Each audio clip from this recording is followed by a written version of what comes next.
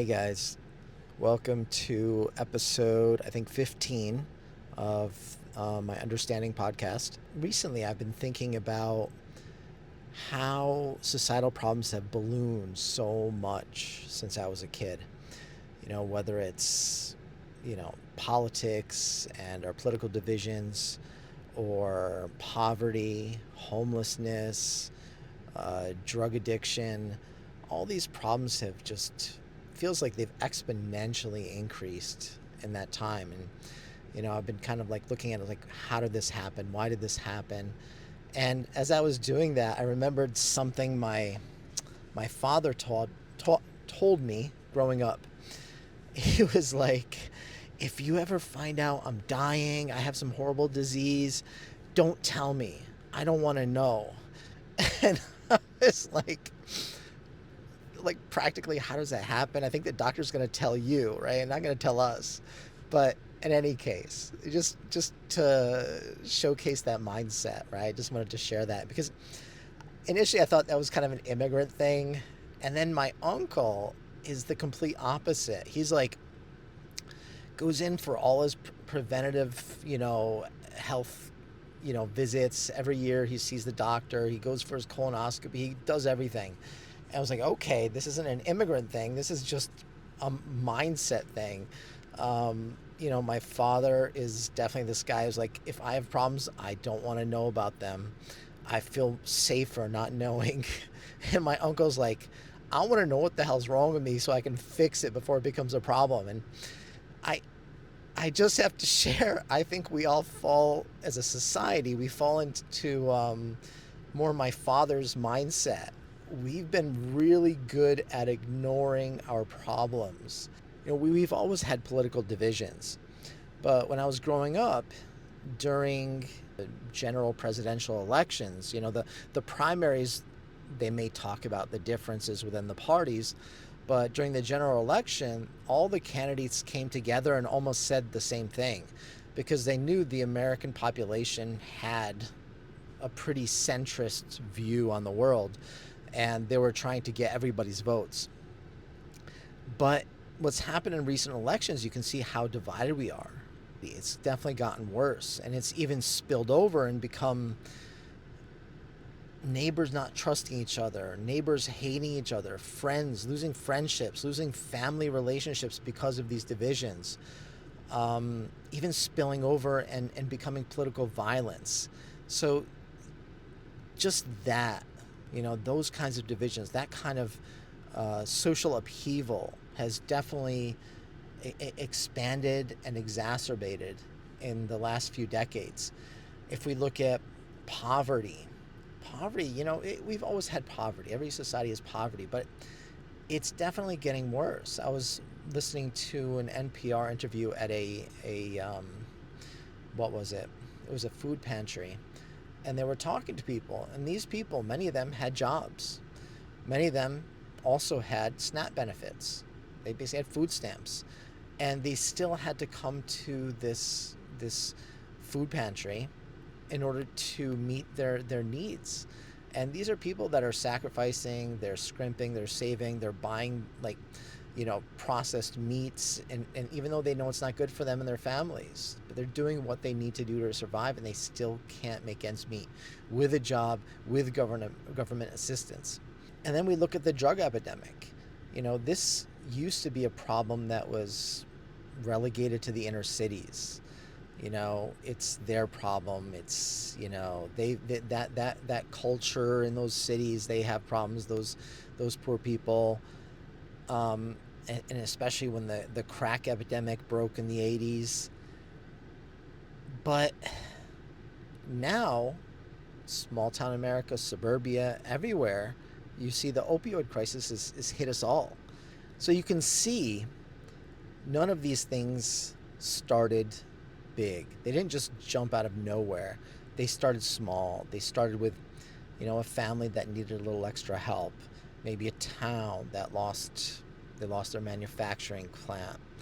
It could be, a community that was ignored. It's divisions that weren't healed, but instead poked and prodded and made bigger than it needed to be.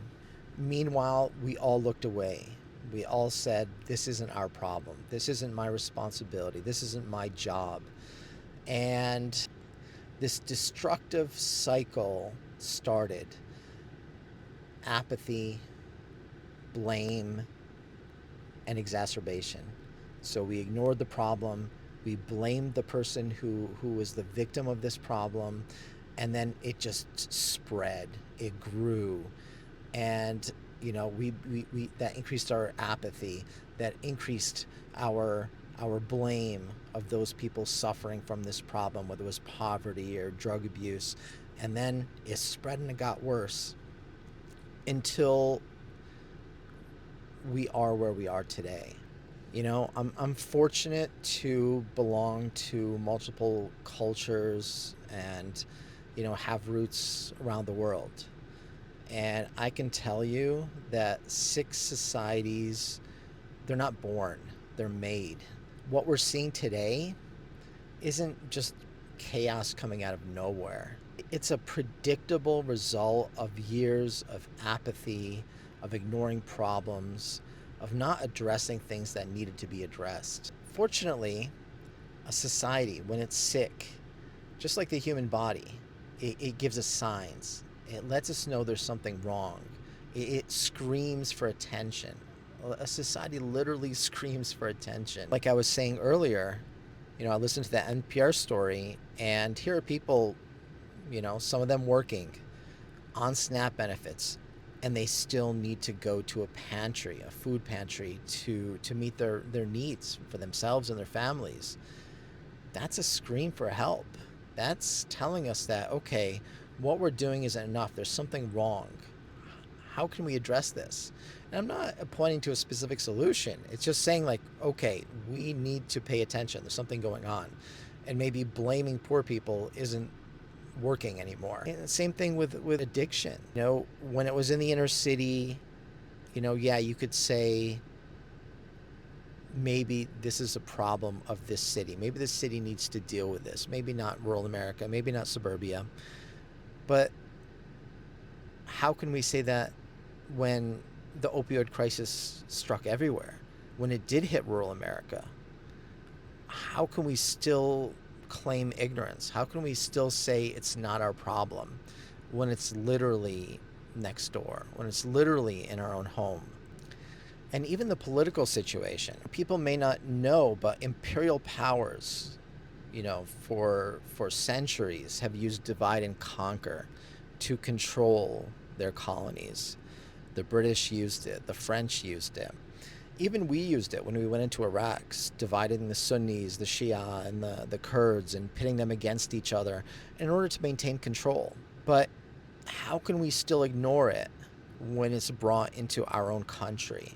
When we're told that Democrats are our enemies, when we're told that Republicans are our enemies, that these people are going to destroy this country, that the poor are going to destroy the country, that the rich are going to destroy the country. I hope it's obvious that our leaders who once used these tactics overseas have brought it home. They've divided us. We can't afford to ignore this problem anymore. Every time we look away, that wound deepens. Every time we say, that's not my problem, that's their fault, the infection spreads. America didn't suddenly get sick. We ignored all those parts that were hurting, that were slowly getting worse and worse. This is something my grandparents understood coming out of World War II, that the humanity, society, the world, it's like a body, and it needs to be treated like a body. We're all connected. We all depend on each other. If you end up being hurt, across town, it's not long before I suffer the consequences of that. Even something as simple as homelessness, it's easy to blame them. It's easy to say, it's not my problem. It's easy to say it's not fair. They're given free housing when I had to work so hard. But you know what? We all suffer the consequences. Not too long ago, I had a friend, college friend. He's living in Dubai now. And he had some friends who were living there and came to America and saw the homelessness, came to here to LA, saw the homelessness, saw the poverty, and were scared for their safety, for the safety of their children. And I can't blame them, you know? I don't feel safe when I go to LA sometimes. I don't feel safe for my kids. I don't want to go there. So what do you think this person's doing? He's told my friend, oh, don't go to LA. How many other people did he tell that to?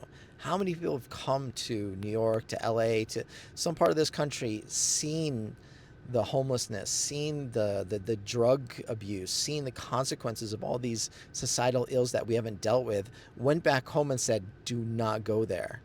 You know, we're already out of the way. When people, you know, and we're expensive and we're a difficult place to come to, this hurts all of us, because think about all the money that they spend when they come here at hotels, at restaurants, and then the people who work at those hotels and restaurants, you know, they spend their money in the community. So it hurts all of us in the long run.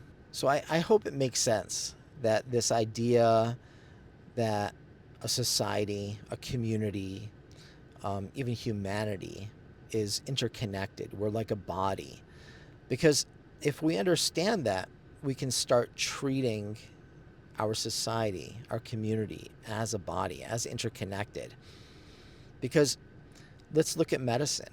How do we deal with sick people? You know, if you look at cancer, for instance, by the time cancer spreads throughout the body, it's very difficult to treat. And so what we do is we often set up screening tests to detect it at an early stage. Think about something like colon cancer. We do colonoscopies. We do, you know, little tests to test for blood in the feces, and all this is to detect early polyps and early cancers that can be easily removed when they're local. Saves lives.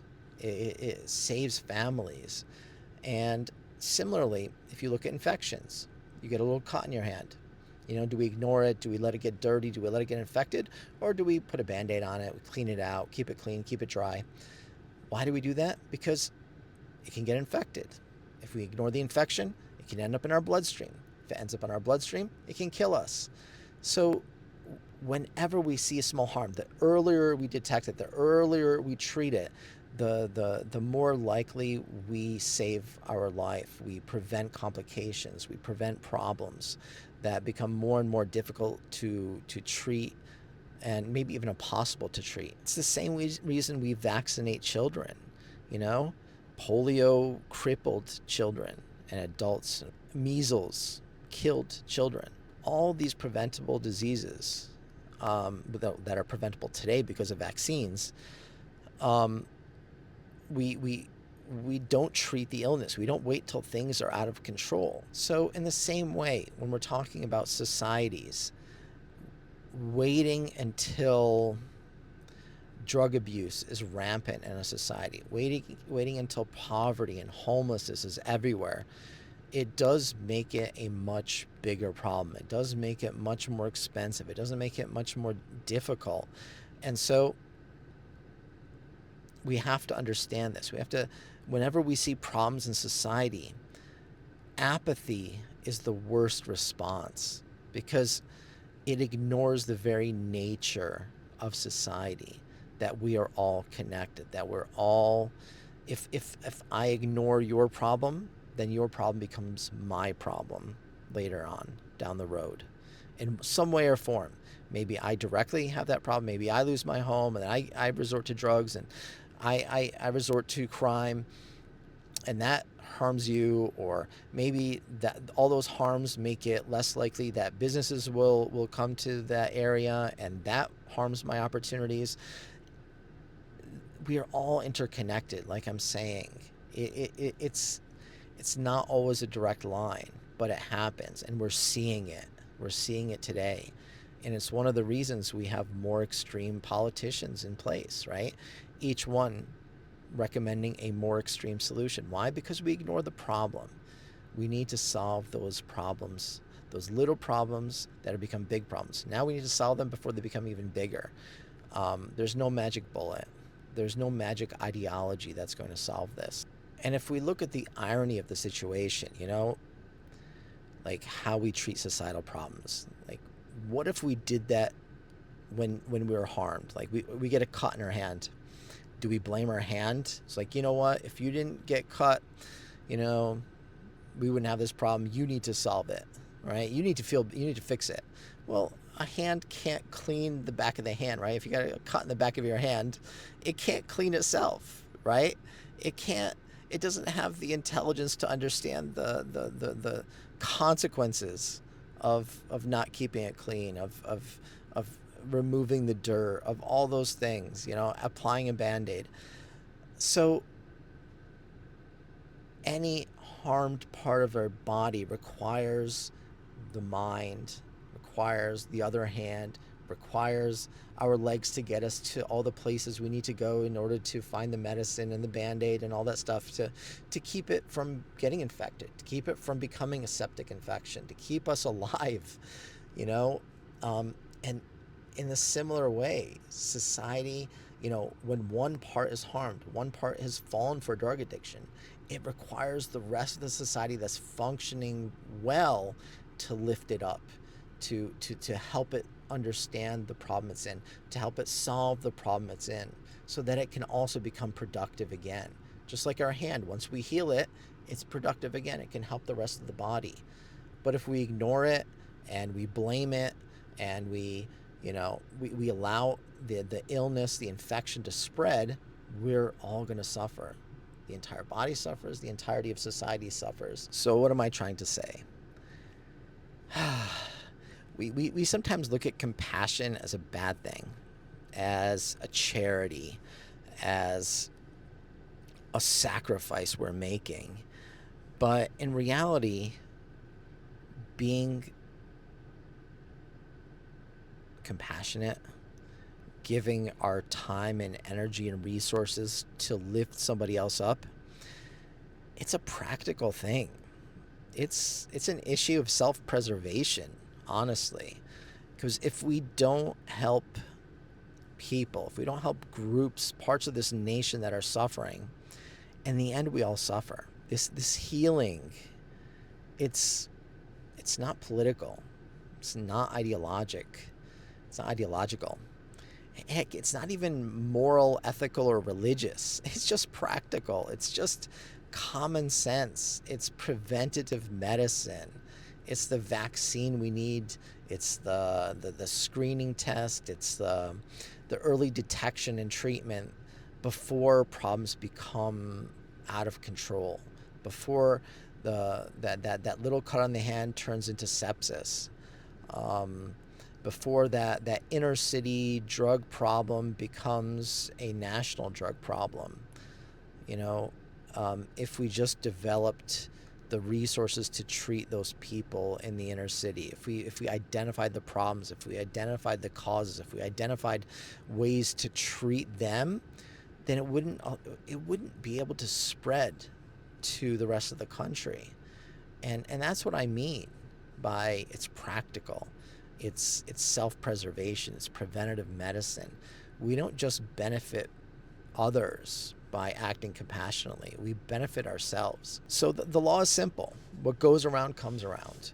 If we want to ignore homelessness, just be prepared for it to affect us, to affect our business, to affect our opportunities. Maybe, if some sort of financial crisis hits us and we end up homeless, then, there's not going to be anybody there to help lift us up because of some unfortunate circumstances we had no control over. The good thing is compassion also goes around and comes around. Compassion also creates this virtuous cycle. So instead of a destructive cycle of what goes around comes around, we can be part of creating a virtuous cycle of compassion where, okay, you've fallen down, you're hurt, let me lift you up. Okay, now I've fallen down, can somebody help me, right? That is also a possibility. That can also be our future.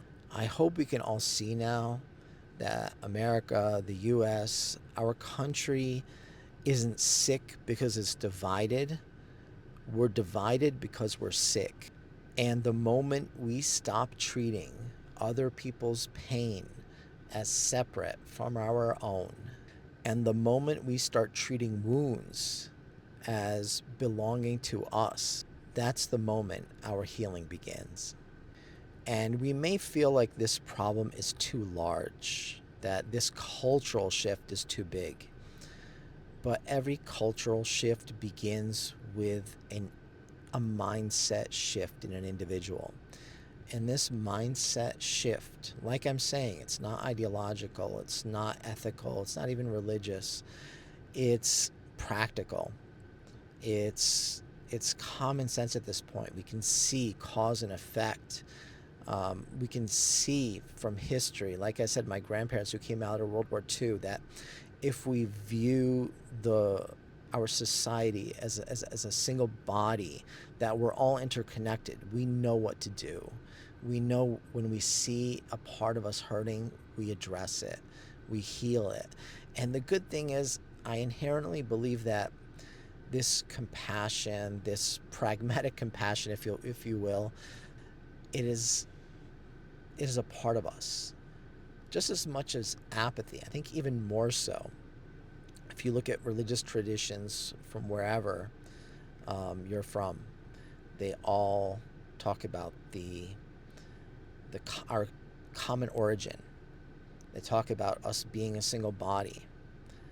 And whether it's Christianity, whether it's Islam, even Buddhism, right? There is something in us. Whether you talk about evolutionary biology, there is this common origin, this interconnectedness. Whatever your ideology, whatever your belief, however you see the world, the oneness of humanity and having compassion and connection and love for one another, to me, is even more natural than having apathy. And I think, I believe, I know that when we have these conversations with one another, they resonate. They resonate on a very deep level. And it's possible for I think in America it's more possible than in anywhere else that we can shift. We can turn on a dime when we realize that this is the truth, that this is the way out, that this is how we come together and we solve this problem. If anyone can do it, we can do it. And I do fear the alternative, because most societies, to make this kind of turn, it takes generations, and it takes wars, and it takes poverty and famine and ignorance and dark ages. And I don't want to go down that path. Because what happens after all these atrocities, people realize, like, yeah, we didn't have to do that. We didn't have to go through a civil war. We didn't have to fight and kill and die to come to this realization. And like I said, if anybody can do it, Americans can do it. And I have hope in us. And, I hope you'll help spread this message. I hope you help spread this mindset. I won't even say it's a change. This reconnection to our humanity, to what it means to be American, e pluribus unum, from many one. And that's what we are. There's a strength in our diversity. There's a strength in our differences, ideological, religious, ethnic, racial. All of these things actually make us stronger. It's only the apathy, it's only the hatred that actually makes us weaker. And once we wake up from that, I think there's nothing that can stop us. So spread the gospel. Thanks for listening. Wishing you the best. Bye.